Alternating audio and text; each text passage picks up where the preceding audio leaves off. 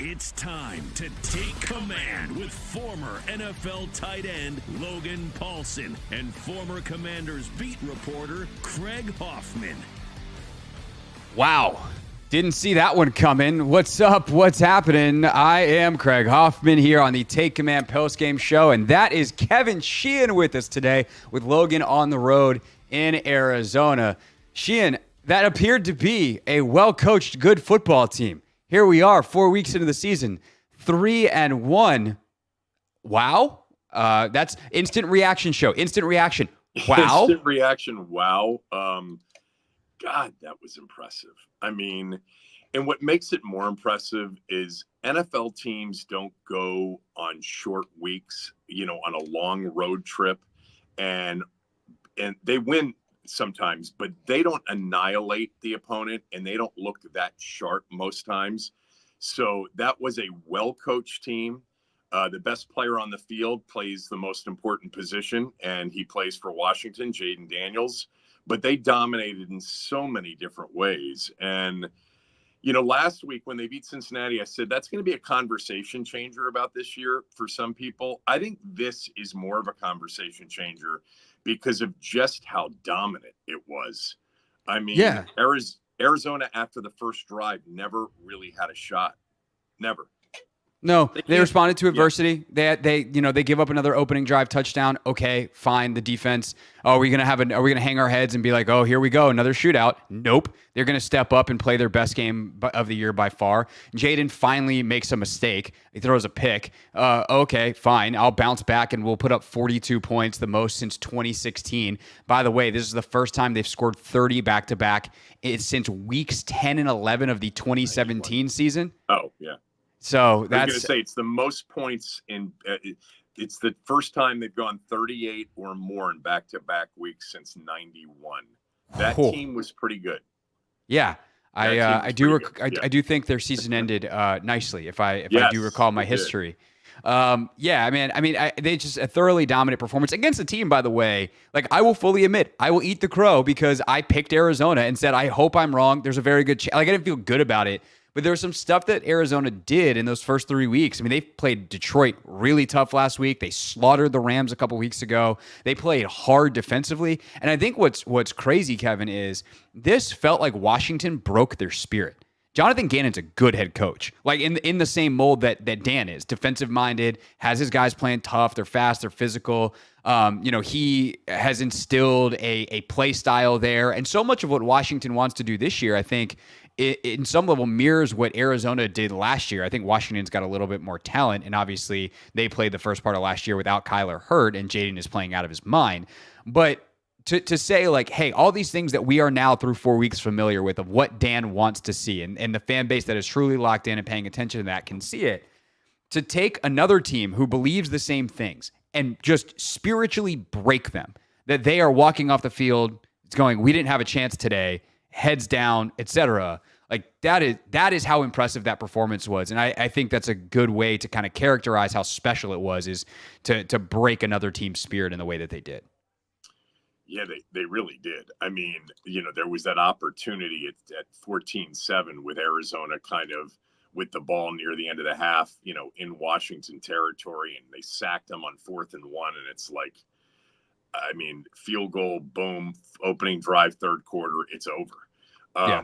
Detroit basically tried to take their spirit in the first half. They ran it right down their throat last week in the first half, scored touchdowns on 3 of the first 4 drives and had 20 in the first half, but it got sloppy. I didn't personally think Arizona was a very good defensive team based on what I watched coming in, so I thought they certainly could run it. But they did anything they wanted to do. It was so impressive, and it really started up front. They owned the line of scrimmage. They ran the football early. They had Arizona guessing on every formation, every down and distance. They were not consistent in terms of anything they've done recently. So there were no tells. They just had them off balance. I mean, Kingsbury's doing a really good job. Now, Arizona's not very good defensively. The Giants aren't very good defensively. Cincinnati was banged up defensively. They get Cleveland and Baltimore the next 2 weeks, the two best since week 1 defensive tests that they've had this year. Cleveland can't score, so that's good news. But I think that the biggest tests are coming up here for this offense, which in 2 weeks has punted once, 3 weeks punted once, excuse me, and has a pick. But in the last 2 weeks, they've scored on 13 of 15 drives. Over the last 3 weeks, they've scored on 20 of 25 drives. And that and that includes 2 kneel downs at the end of the first half of the previous 2 weeks. Was it 7 for 7 against the Giants? It was 7 for 7, right? I believe so. 13 for 13. So now today it was another. Yeah, they punted. They scored 5 touchdowns, 2 field goals, 7. So they scored on 7 and 9. So it's 20 of. I was told there would be no math, 20 Kevin. 20, I was told 20 of 22 drives they've scored on. That's insane. That doesn't wild. happen in the NFL. NFL teams punt every once in a while. They do. Crazy. They do. And I think the thing that stands out to me about how they're doing this offensively is Jayden is evolving week over week if you're conservative in your evaluation. It at times feels like he's evolving quarter after quarter or drive after drive. I saw your tweet in the middle of the game about, don't believe the people that said he couldn't throw over the middle. And it's like, yeah, if you watch enough of his college tape, you see that he could do it, but he did not do it with the frequency that he is doing it now. He did not do it with the accuracy. Right. No, it was a different need. Second down offense was so prolific that they didn't have the typical 3rd and 7s where you throw the ball over the field, the middle of the field, the most, in terms of down and distance. But 100%. And why would you when you have your matchups on the outside that are neighbors who we see, if you had any doubt just how good he is, Brian Thomas, just how good he is. But the point being, like, he is doing this at a really ridiculous clip for an NFL veteran, and he is doing it down in, down out this week. And like, if you are going to beat Jayden Daniels, the formula would be, let's make him beat him, drop back pass in the pocket. If he does that as a rookie, then like we'll tip our caps. And he destroyed them from the pocket today. His ability to just sit back and be patient and read it out, his processing, which I know Orlovsky has been all over. He said that on our show, like right before the draft. Like I think he's the best processor in the draft. And I know Dan on ESPN this week said, I think he's processing it better than anyone in the league right now. And that's not supposed to happen for a rookie quarterback. And I know you said you didn't like what you saw from Arizona on tape, but like they do some complicated stuff. They have some zone match stuff and like some stuff that you just don't see in college that much. So this is why rookie quarterbacks get tripped up. It's not because they can't do it. It's because it's new. And when you haven't seen it before, sometimes it can trick you. And between Jayden's abilities, Cliff's ability to find the right formations and personnel groupings and all that stuff to decode that stuff, and then everybody else just doing their job. Like, they've got literally, outside of Buffalo, the most prolific offense in the NFL so far. I don't know what the numbers say after this weekend, but like, as you just said, it's the first time they scored 38 2 weeks in a row since 1991. It's only the 4th week of the season. They've scored over 38 twice. Good luck finding superlative to describe an offense better than this outside the one that Josh Allen's had through 3 weeks, and we'll see obviously what he does tonight. Yeah, and it really started with being able to run the football. Tonight. And once they did that, we saw things introduced in a little bit more frequency. Under center bootlegs, bootleg keepers, but bootlegs with options. All off season, I was like, God, he'd look great in Kyle's offense. And there they are running some zone with some bootleg with him under center. Running the football just made it even easier, and that's going to make it easier anyway because he's a run threat. And so you got your quarterback as a run threat. I'm blown away. I was bullish, obviously, and very optimistic on him being the right pick, but I didn't expect this. Through 4 weeks, he's legitimately now, at least on the periphery of an MVP conversation. That's not an exaggeration. He's completing 82% of his passes. That's insane through 4 weeks. By the way, I don't know if you saw the graphic. The last 2 games. Yeah, you saw the graphic at the end of the game. They showed the 4 highest completion percentages in NFL history through 4 games. He is number 1, not for rookies. He's number one, period. It's I him. missed that graphic. Yeah. Who's number two? Brady was second. He had, I can't remember what year it was. I think it was 22, maybe. It was one of his years with the, or no, maybe it was the last year in New England. Geno Smith in 22 was 3, and Kyler's number 4 from 2021, which I think also then you go, wait, 2 of these things have something in common. Yeah. And that's Cliff. And yes, early he's getting insane completion percentages because they're throwing a zillion screens. But this week, I mean, they used some really well-timed screens and were able to get Robinson and Zacchaeus in space. Zacchaeus, one of his best days in a long time. I think it was 6 for 85. He was mad at himself that he didn't take that last one to the house. But, I mean, he ripped balls. I saw someone in the comment section being like, that throw to Luke was insane. That one, I literally got off the couch. I was just like, what was that? That was my favorite throw of the day. To throw off platform, like that is something that he showed at times at LSU. He throws a lot off platform, but not like that. Because that's the thing. Is like he has a terrific arm, but he doesn't have Mahomes, Allen, Caleb, like that arm talent. And if he starts figuring out that maybe I'm a lot closer to those guys than I thought, and can do stuff like that and have that subtle movement in the pocket, and then just hit a foot and let one rip, like I don't know what you do with the guy. And I know that's hyperbolic in a way because like he's 4 games into his rookie season, but he has shown an ability to do everything. Consistency is the mark of greatness, not how good is your good, as your buddy Van Pelt often says, right? It's not how good is your good, it's how often can you produce it. But like so far we're 3.5 for 4, if you will. So I'd say that's pretty good. Yeah. I mean, he's just such a threat from the pocket. And even when he's in the pocket, you have to be, aware of his incredible feel, his great feet, his great vision. I mean, there was a scramble where it looked like he was dead and somehow he gets 6 yards. And that's not outside the pocket. That's inside the pocket. He creates more time in the pocket, which the great ones that didn't have the mobility did. And then, I mean, I'm talking about Peyton and Brady and guys that really weren't runners. He does that in the pocket with great feel and great feet. And then outside the pocket, forget about it. And today was impressive. Today was really impressive because, again, this isn't what typically happens with an NFL team on a short week going on a long road trip. Now, they were out there all week. It's not like they came back and flew out Friday. Probably a good move. By the way, that doesn't happen with the old regime. That's got to be something that ownership's willing to pay for, which they were. Yes. And, they're 3-1, and they got a Cleveland team coming in that let's focus on today. Because the one thing that I was going to say is I know that people are going to be really excited that defensively they played better, and they did. I'm still concerned defensively. Kyler Murray from the pocket in a situation where he has to throw just isn't very good. He's just not a very good thrower from the pocket. He doesn't see it. He doesn't feel it. He holds it too long because he's short and he doesn't see it. Some of the same things we saw last year with Sam Howell. And he's much better outside the pocket. He's much better in a score that's in context where you've got a shot. Of course. That game got out of whack in the second half, and it got ugly for him.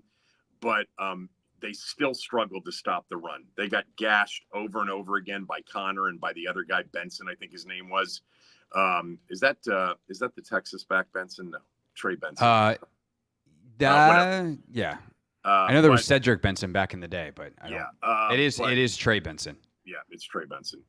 Who went to Florida So I'm State. still concerned about, their run stopping. They've been gashed 3 weeks in a row, basically, really going back to the opener in the second half when Bucky Irving ran through him and Rashad White ran through him. Game got out of control there.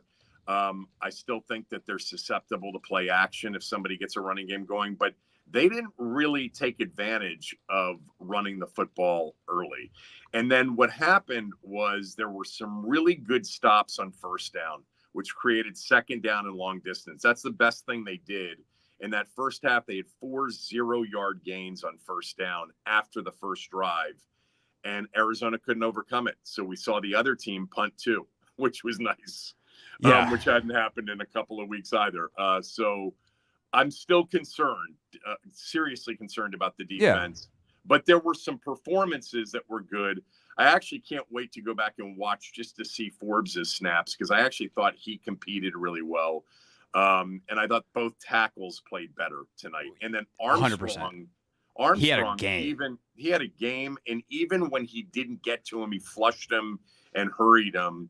I mean, so here's the stat on that front, Kevin. What did they do wrong today?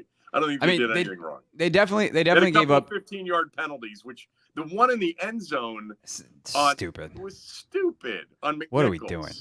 What are we doing? Yeah, that there's a couple across the league today where I hope there's a memo that goes out and says, hey, don't be soft. It's football. These are adults. It's fine. Yeah. But not to get sidetracked on that. I think that the defense, yes, giving up chunk yardage is bad. Duh. Good analysis, Hoffman. They should give you a radio show. But the reality is, when you're a bend but don't break defense, part of that is just a risk you're going to have to take. That at times we're going to have light boxes, and we're going to make sure that we don't get beat over the top, and teams are going to get us in a light box. And they got a couple times, and they're getting got on game plan runs a lot. It's something that I'm excited to go back and watch on tape, just from a knowledge acquisition standpoint. It's like, okay, how many of these are on some of these traps and counters and some of these plays where they're using the defensive line's aggressiveness against them? Because it seems like guys are just running themselves out of gaps all over the place. But sometimes you live with that, and then the next time they hit it wrong, or the defensive lineman hits it right, and it's a -2. And okay, if that's happened on back-to-back plays, sure, you gave up 15 yards, but now it's 2nd and 12. So you live with that stuff.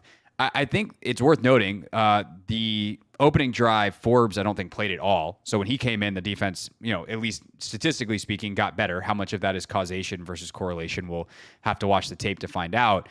But I think generally, I also appreciate the fact that Joe Witt wasn't scared. And I actually wrote at some different points in the game, Cliff is not scared, and Joe Witt is not scared. And that's a nice thing to write in your notes about your coordinators, because Joe was willing to play some one-on-one on the outside. They traveled BSJ with Marvin Harrison. I didn't think that was going to be a thing. They did. Yeah. And he did a great job.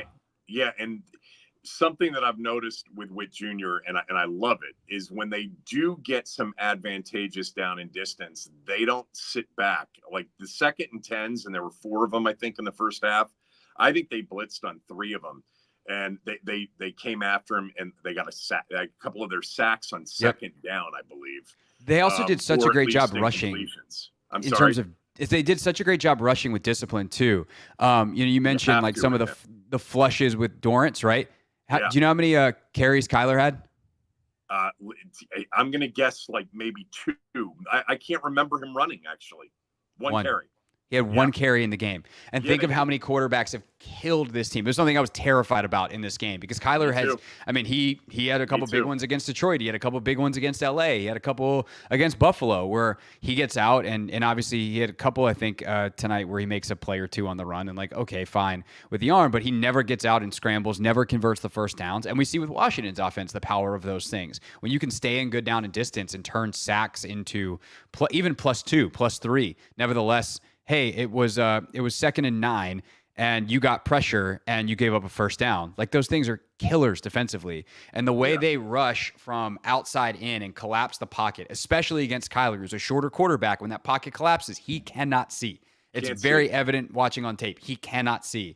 It's also evident based off physics. He's not going to be able to see. And so you saw that happen with frequency. And that is something this team has not done. They have gotten out of their rush lanes. They have left holes. Guys have not rushed with discipline and cohesion. And I think that's the other part of it that I'm excited to kind of watch back and confirm on the All-22 is part of it is it feels like guys don't know quite how to play off each other. So they wind up leaving a little bit of extra space here or there, and guys have gotten through, or, it allows blocks to hit a little easier. I think they played together tonight defensively more than they have in the previous 3 games. And if they can do that, yes, they're still going to give up some yards. No, I don't think they're going to magically transform over the next 10 weeks into a top 10 defense, but they can be a lot closer to the middle. And if this offense is playing anything remotely close to what it is, and the defense is in the middle, throw away all your expectations for the season. That's a contender.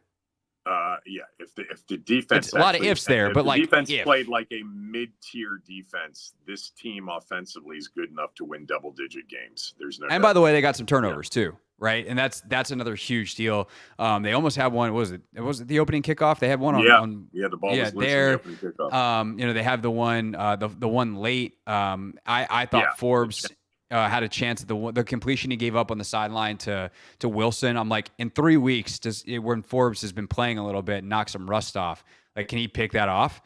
So there's hopefully more to come, because the more comfortable they get with the play style, the more comfortable they get with the scheme, hopefully then you got the basics down and you can start doing the extra stuff, and the extra stuff is the playmaking.